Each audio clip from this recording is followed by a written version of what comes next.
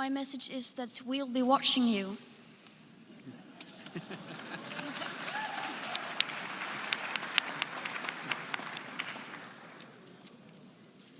This is all wrong. I shouldn't be up here. I should be back in school on the other side of the ocean. Yet you all come to us young people for hope. How dare you? You have stolen my dreams and my childhood with your empty words, and yet I'm one of the lucky ones. People are suffering, people are dying, entire ecosystems are collapsing. We are in the beginning of a mass extinction, and all you can talk about is money and fairy tales of eternal economic growth. How dare you?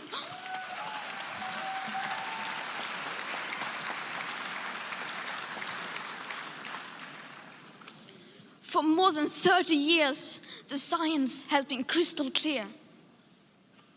How dare you continue to look away and come here saying that you're doing enough when the politics and solutions needed are still nowhere in sight?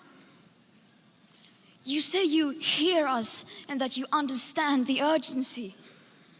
But no matter how sad and angry I am, I do not want to believe that.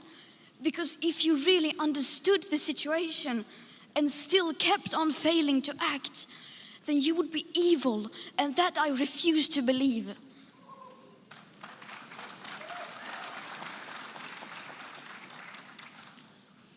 The popular idea of cutting our emissions in half in 10 years only gives us a 50% chance of staying below 1.5 degrees and the risk of setting off irreversible chain reactions beyond human control. 50% may be acceptable to you, but those numbers do not include tipping points, most feedback loops, additional warming hidden by toxic air pollution, or the aspects of equity and climate justice.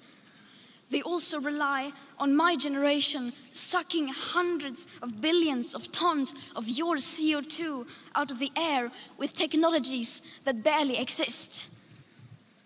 So a 50% risk is simply not acceptable to us, we who have to live with the consequences.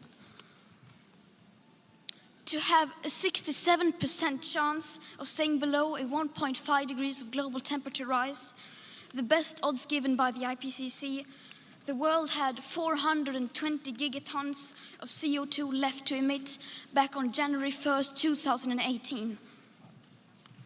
Today, that figure is already down to less than 350 gigatons. How dare you pretend that this can be solved with just business as usual and some technical solutions?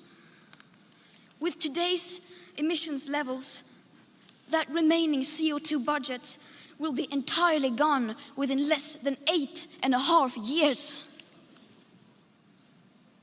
There will not be any solutions or plans presented in line with these figures here today, because these numbers are too uncomfortable and you are still not mature enough to tell it like it is. You are failing us. But the young people are starting to understand your betrayal. The eyes of all future generations are upon you.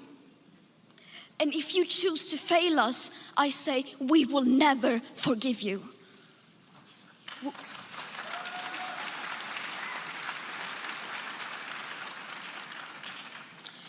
We will not let you get away with this. Right here, right now, is where we draw the line. The world is waking up, and change is coming whether you like it or not. Thank you.